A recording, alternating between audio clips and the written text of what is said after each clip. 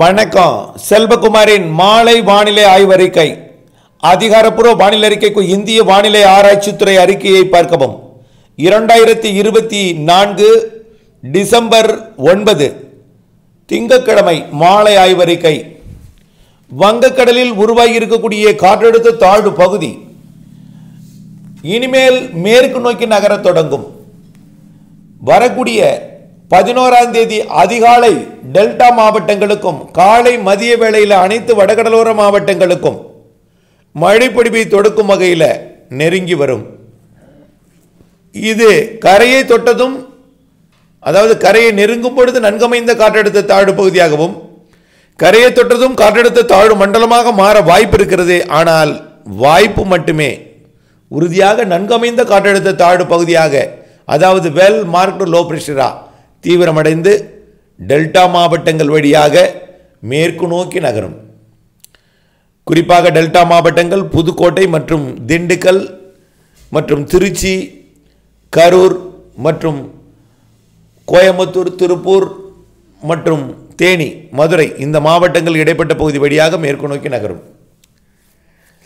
இந்த நகர்வு, இந்த நிகழ்வு நெருங்கி வந்து கடந்து அரபிக்கடல் செல்லும் வரை மழை பொழிவு எப்படி இருக்கும் என்பதை பார்ப்போம்.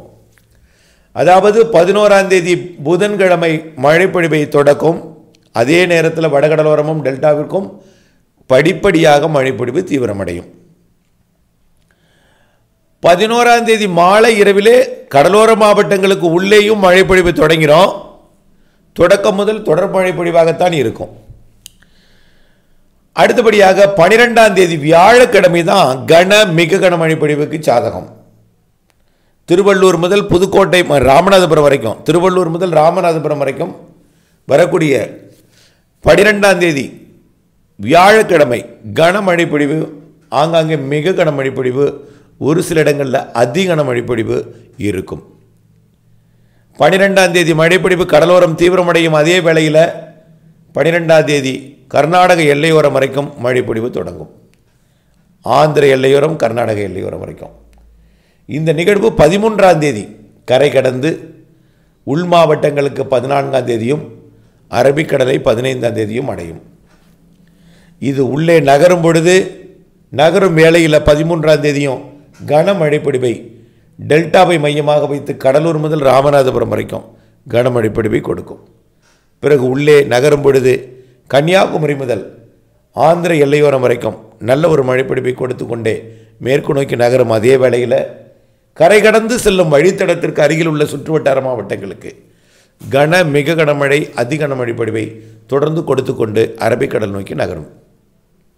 ஆக 11ஆம் தேதி மழை தொடக்கம், 12ஆம் தேதி மழை தீவிரம், 13ஆம் தேதி கடலோரத்திலிருந்து உள்ளே பயணித்தல், 14ஆம் தேதி உள் மாவட்டங்களில் பயணித்தல், 15ஆம் தேதி அரபிக்கடலில் பயணித்தல். இது தமிழ்நாட்டின் ஊடாக மேற்கு தொடர்ச்சி மலை மாவட்டங்கள் வழியாக கேரளா வழியாக அரபிக்கடலுக்கு பயணிக்கும். இதனால் தென் மாவட்டங்களுக்கும் வட மாவட்டங்களுக்கும் டெல்டாவை மையமாக வைத்து நல்ல மழைப்பொழிவு கொடுக்க போகிறது.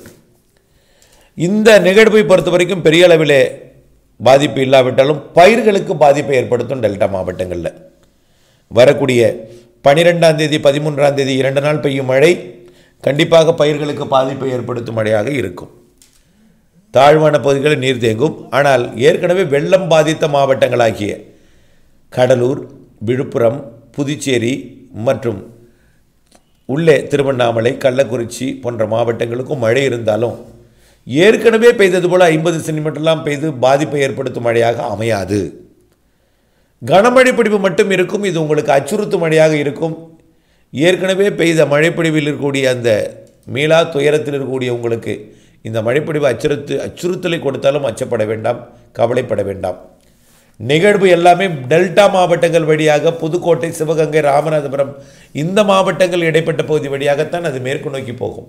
குறிப்பாக வட இலங்கை டெல்டா மாவட்டங்கள், ராமநாதபுரம், சிவகங்கை, புதுக்கோட்டை இந்த மாவட்டங்கள், திருச்சி, திண்டுக்கல் மாவட்டம் மற்றும் மதுரை, தேனி இப்படிப்பட்ட மாவட்டங்கள் வழியாக மேற்கு நோக்கி போகுமே தவிர உங்களுக்கு, அதாவது ஈரோடுக்கு தெற்கே, நாமக்கல், சேலத்துக்கு தெற்கே, அரியலூர், பெரம்பலூருக்கு தெற்கே தான், கடலூருக்கு தெற்கே தான் கூடுதல் மழைப்பொழிவு இருக்கிறது.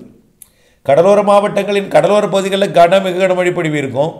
ஆனால் உள்ளே பெய்ததன் காரணமாக தான் கடலோரத்தில் வந்து வெள்ளப்பெருக்கு ஏற்படுத்தியது. ஆனால் உள்ளே பெரிதாக இருக்காது என்பதன் காரணமாக நீங்கள் அச்சப்பட தேவையில்லை. ஏற்கனவே வெள்ளம் பாதித்த பகுதிகளில் இருக்கக்கூடிய மக்கள். ஆனால் கடலோர மாவட்டங்களின் கடலோர பகுதி குறிப்பாக கடலூரின் கடலோரம், விழுப்புரத்தின் கடலோரம், அதேபோல் செங்கல்பட்டின் கடலோரம், சென்னை மற்றும் திருவள்ளூர் கடலோரம், அதேபோல் மயிலாடுதுறை மாவட்டம் முதல் ராமநாதபுரம் மாவட்டத்தில் கூடுதல் மழை இருக்கும். மிக மழை பொழிவு இருக்கும். கண்டிப்பாக இந்த நிகழ்வு 14ஆம் தேதி வரை கொடுத்து 15ஆம் தேதி இடைவெளி கொடுக்கும்னு எதிர்பார்த்துட்ருக்கோம். ஒருவேளை நிகழ்வு வருவதற்கு 11ஆம் தேதி மதியமாக ஆகிட்டுன்னு வச்சிங்களேன், அப்போ 15ஆம் தேதி மதியம் வரை மழை இருக்கும். ஆனால் நிகழ்வு உள்ளே போயிட்டுனா உள் மாவட்டம் மேற்கு மாவட்டத்தில் மழை இருக்கும். கடலோரத்தில் பெரிய மழை இருக்காது. கிழக்கு காற்றின் வருகை காரணமாக ஓடும் மேக மழை பொழிவு இருக்கும். புரியுதுங்களா? அடுத்தது இந்த நிகழ்வுக்கு அடுத்து வர்ற நிகழ்வு தாங்க நிறைய மழை பொழிவை கொடுக்கக்கூடிய நிகழ்வாக தெரிகிறது. அது ஒரு காற்றழுத்த தாழ்வு மண்டலமாக டெல்டா மாவட்டங்களை நெருங்கலாம் என்று எதிர்பார்க்கப்படுகிறது. அது தெற்கு டெல்டாவின் தெற்கு பகுதி மற்றும் இலங்கை பாக் ஜலசந்தி இடைப்பட்ட பகுதியில் அது மேற்கு நோக்கி நகரும் பொழுது மீண்டும் அனைத்து வட உள் மாவட்டங்கள் வடகடலோர மாவட்டங்களுக்கு ஒரு அளவான மழைப்பொழிவை கனமழைப்பொழிவை கொடுத்து டெல்டா மாவட்டங்களுக்கும் அதனை ஒட்டியுள்ள அரியலூர், பெரம்பலூர் மற்றும் தெற்கே ராமநாதபுரம், சிவகங்கை, புதுக்கோட்டை மற்றும் திருச்சி உள்ளிட்ட மாவட்டங்களுக்கும் நிறைய மழைப்பொழிவை வரக்கூடிய 16ஆம் தேதியிலிருந்து 21ஆம் தேதி வரை கொடுக்க இருக்கிறது. அது ஒரு வலிமையான நிகழ்வாக இருந்து தென் மாவட்டங்களுக்கும் நிறைய மழைப்பொழிவை கொடுக்கும். தூத்துக்குடி, திருநெல்வேலி, தென்காசி, கன்னியாகுமரி, விருதுநகர் மற்றும் அனைத்து தென் மாவட்டங்களுக்கும். ஆனால் அதுவும் வழித்தடம் டெல்டா மாவட்டம் வழி மேற்கு தொடர்ச்சி மலை தான், அல்லது புதுக்கோட்டை, ராமநாதபுரம் மாவட்டம் வழி மேற்கு தொடர்ச்சி மலையாக இருக்கும் என்று எதிர்பார்க்கப்படுகிறது. ஆனால் அதுவும் நிறைய மழைப்பொழிவை கொடுக்கக்கூடிய நிகழ்வாக அமையும். ஓகே, இந்த நிகழ்வு 2வது நிகழ்வு நாம் அறிவித்து கொண்டிருப்பது. அப்பொழுதும் எல்லா மாவட்டங்களுக்கும் மழை பொழியும். கண்டிப்பாக எல்லா மாவட்டங்களுக்கும் ஏரி குளங்களை நிரப்பும் மழை டிசம்பர் இறுதிக்குள் இருக்கிறது கண்டிப்பாக. அடுத்ததாக கிறிஸ்மஸுக்கு முன் ஒரு நிகழ்வை எதிர்பார்த்து கொண்டிருக்கிறோம். அந்த நிகழ்வு 24ஆம் தேதிக்குள் தமிழ்நாட்டின் கரையை, அதுவும் டெல்டா மற்றும் வட இலங்கை, புதுக்கோட்டை, ராமநாதபுரம் இடைப்பட்ட பகுதி வழியாக கரை கடந்து போகும். அது ஒரு காற்றழுத்த தாழ்மண்டலமாக இருக்கலாம். அதுவும் நிறைய மழைப்பொழிவை கொடுக்கும். இது இந்த வழித்தடத்தை அறிவிக்கும் பொழுது திண்டுக்கல் மற்றும் திருப்பூர், கோயம்புத்தூர், ஈரோடு மாவட்ட மக்கள், கரூர் மற்றும் திருச்சி மாவட்ட மக்கள்லாம் மகிழ்ச்சி அடைவார்கள். தென் மாவட்ட மக்கள் எங்களுக்கு இல்லை என்று கேட்கலாம். ஆனால் உங்களுக்கும் மழைப்பொழிவு உண்டு. வழித்தடம் இதுவாக இருக்கும் இடத்துல கொஞ்சம் கூடுதல் மழை, அதாவது தாழ்வான இடங்களில் நீர்தேங்கும் மழைப்பொழிவாக இருக்கும். ஆனால் தெற்கே விவசாயத்துக்கு ஏற்ற மழைப்பொழிவாக முதல் 2 சுற்றில் கொடுக்கும். நிறைய மழைப்பொழிவு அங்கும் கொடுக்கும். ஆங்காங்கே கனமழைப்பொழிவையும் கொடுக்கும். உங்களுக்கு வருகிறது கிறிஸ்மஸை ஒட்டி வரக்கூடிய நிகழ்வு தான் நிறைய மழைப்பொழிவை தென் மாவட்டங்களுக்கு கொடுக்கும்.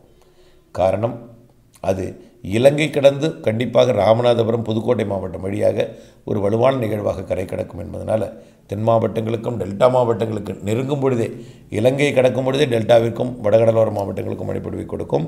பிறகு பாக் ஜலசந்தி வழியாக உள்ளே நுழைந்து புதுக்கோட்டை, ராமநாதபுரம் மற்றும் இந்த மாவட்டங்கள் வழியாக அரபிக்கடல் நோக்கி பயணிக்கும் பொழுது நிறைய மழைப்பொழிவை உள் மாவட்டங்களுக்கு, தென் உள் மாவட்ட பகுதிகளுக்கு கொடுக்கும். இந்த நிகழ்விற்கு அடுத்தபடியாக சுமத்ராத்தி வருகை உருவாகக்கூடிய நிகழ்வு, அதாவது இந்த மாதம் 22ஆம் தேதி 23ஆம் தேதி வாக்கில் இங்கே ஒரு நிகழ்வு கரை கடந்து கொண்டிருக்கும் பொழுது அங்கே 20, 21ஆம் தேதி வாக்கில் உருவாகக்கூடிய அந்த நிகழ்வு இலங்கை கடந்து ஒரு புயலாக மழைப்பொழிவை தமிழ்நாட்டிற்கு கொடுத்துவிட்டு, இலங்கை தமிழ் மக்கள் கவலைப்பட வேண்டாம், எல்லா மழையும் இலங்கைக்கு என்றாலும் நிகழ்வுகள் இருக்கும் இடத்துல பெரிதாக மழை இருக்காது. ஆனால் நிகழ்வு அங்கே இருந்து கொண்டு தமிழ்நாட்டுக்கு தான் அதிக மழைப்பொழிவை கொடுக்கும். ஆனால் மாத இறுதியில் வரக்கூடிய நிகழ்வு கொஞ்சம் வலிமையாக தெரிகிறது. அதாவது முதல் கிறிஸ்மஸுக்கு முன் வந்தால் ஒரு சாதாரணமாக ஒரு வலிமையாக இருக்கும், கொஞ்சம் சற்று வலிமையாக இருக்கும்.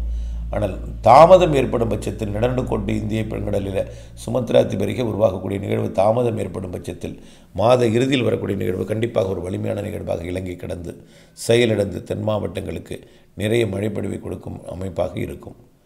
ஆக அடுத்தடுத்த 4 நிகழ்வுகள் தமிழ்நாட்டின் கரையை கடப்பது உறுதி. தொடர்ந்து வானிலை அப்டேட்ஸுடன் இணைந்திருப்பது நீங்கள் காலத்தின் கட்டாயம். வானிலை அறிந்து திட்டமிட்ட பணி செய்து லாபமடைந்திட அன்போடு கேட்டுக்கொள்கிறேன்.